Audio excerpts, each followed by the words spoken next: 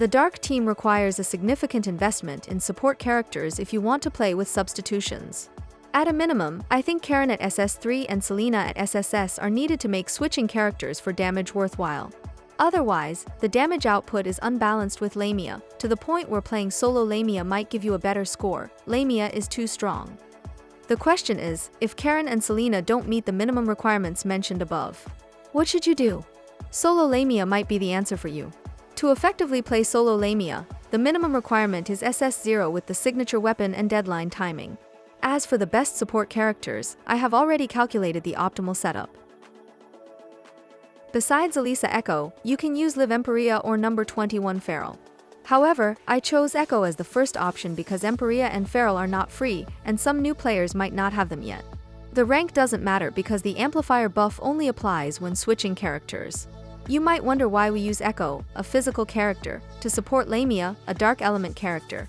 The answer is, we don't use Echo to support the dark element directly. Instead, we use her to equip the 4-piece Guinevere set, which only requires healing to activate its 4-piece effect.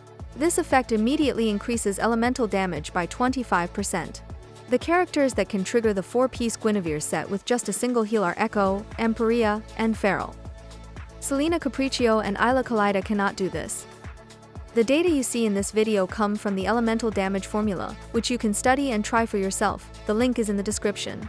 However, these are just theoretical numbers, meant to help calculate the best build by inputting the variables shown in the image. I will provide a simple tutorial on how to use it with Google Sheets for everyone in the next video. For the tank section, you can see that number 21 and Kamui give the same result of 80.14%. Number 21 is in a higher tier because her QTE can gather the enemies. However, this information will change with the Shukra update because the effects of many old memory have been revamped. And to avoid having to remake this video again, I've calculated everything for you already. When the Shukra update comes, you just need to return to this video and update your build accordingly. You'll see that I have replaced Vera Rosin with Teddy Decryptor. Teddy Decryptor is a dark element support character of a rank, just like Vera Rosin, and will be updated after Shukra. The difference between Teddy and Vera in terms of support alone is that Teddy's buff lasts for 8 seconds, while Vera's lasts for only 5 seconds. If you feel that this image is too small, you can view a clearer version in my sheets. The link is in the description. Alright, I think I've explained everything necessary.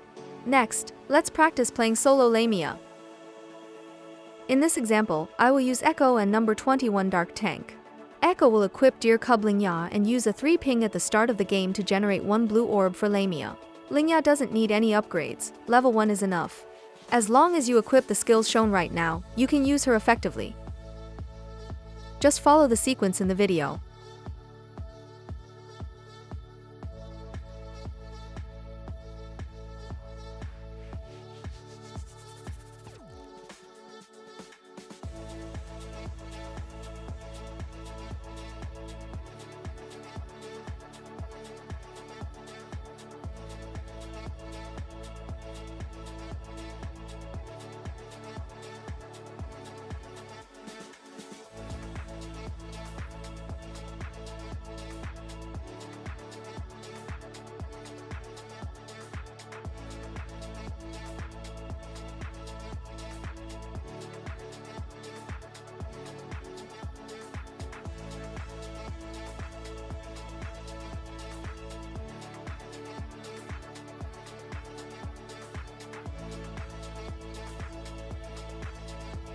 Remember, you cannot always switch between the blue and red sequences because the blue sequence uses more orbs. A key point to note is that every time you enter mermaid form, if you have 12 or more orbs, you can use the blue sequence. If you have fewer than that, use the red sequence.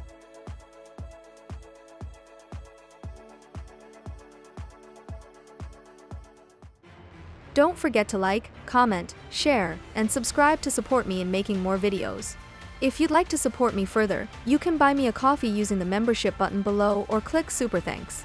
Thank you for watching, and see you next time.